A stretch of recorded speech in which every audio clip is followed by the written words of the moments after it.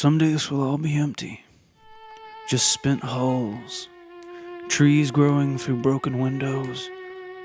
Vines so thick they collapse buildings in on themselves. No people left. Machines turn to rust. Someday it'll all be gone. I just want to know that I did my part. You're listening to North Carolina Public Radio. I'm your host, Absalom Cooper-Yamada. And today, we're sharing with you the story of Camus Weber, artist, environmentalist, and convicted felon. The first time I met Camus Weber, he was standing at a main intersection in Asheville, North Carolina, holding a protest sign with simple block letters that read, "Humans Against Health." He stood in the cold for hours that day as drivers passed by, some with puzzled looks on their faces, others ignoring him completely. Later, I asked him to tell me what the protest meant. It's like this, man. Human nature goes directly against everything that's healthy. The health of the planet, the health of our children, ourselves, everything. We're built to destroy, man. It's the one thing we're actually good at. Over the years, I've talked to Camus many times, and every time I pass through Asheville, he's got a new public art project in the works. For a while, he was decorating street signs. He changed stop signs all over town so they read, "Stop development, stop the humans, stop extincting yourself."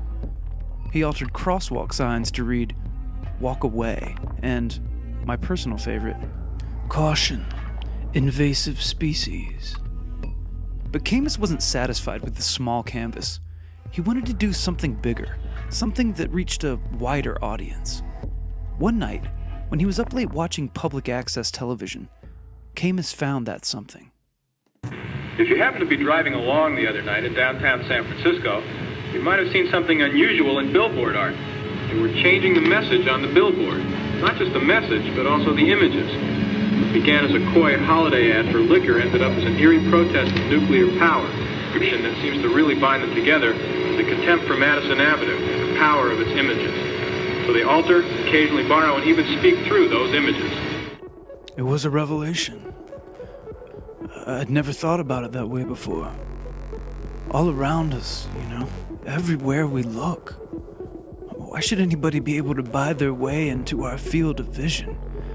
To fill up every available space with visual garbage? How are we supposed to fight back against that? Unless you've got money.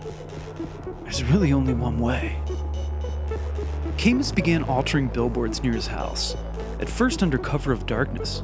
Then, as he got bolder, he started wearing coveralls and working in broad daylight, disguised as an employee. Eventually, he began working next to the interstate. His audience was growing rapidly. But as his work became more and more visible, he began to run into trouble with the law. Here's Camus's mom and dad, who I visited in 2005. Camus, yeah, we've had to bail him out many a time. Probably been down to the courthouse 13 or 14 times to grab his ass. Last time I damn near killed him. No, the worst one was when he drove a dump truck into the Walmart while they were still building it. He was proud of that one, boy.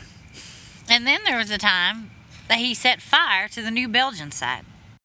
The search for answers after multiple fires in the River Arts District. This is video from Friday night's fire on the property where New Belgium is planning a new brewery. So far, no arrests have been made in that fire. Now, I still don't understand why he did that. New Belgium? It's the greenwashing, man. It's the same old game.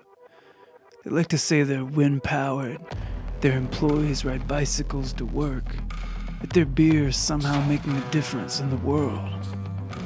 But look, when it comes down to it, they're driving poison across the country in semi-trucks, just like anybody else. Whether or not you agree with Camus's politics, it's difficult to argue the artistic merits of arson. After spending 2 years in the state penitentiary, he was released on good behavior, and he returned to the streets with renewed zeal. But this time around, he developed a different, more subtle approach, walking a fine line between the legal and the criminal. He started replacing his neighbors' flamingos with skeleton birds. He designed and sold t-shirts branded "Human Racist." He even traveled to California to protest an environmentally unsound dam project. The resulting piece was so compelling, even the LA Times gave it a glowing review. It seems counterintuitive, but by moving away from the beaten track and turning to more site-specific projects, Camus was able to broaden his audience exponentially. He developed a devoted following, even catching the eye of renowned street artist Banksy. I spoke to him by phone last year. Who's that now? Ah, the Weber bloke. Scissor Man. I like it. It's a bit ham-fisted, but he's coming into his own.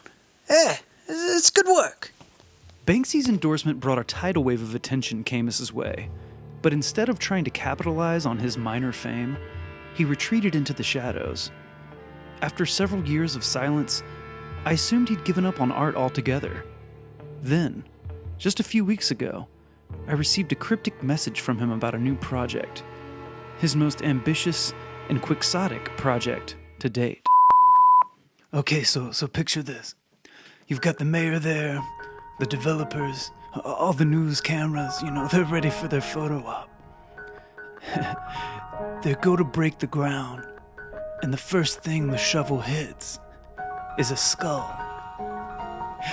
There's an Indian burial ground beneath the site of this new hotel. But the thing is, I put it there. On November 22nd, the McKibben Group dropped its plan to develop a hotel near the Basilica of St. Lawrence in downtown Asheville. They cited legal issues as the reason for their reversal, but Camus Weber claimed victory in a triumphant post on his personal website.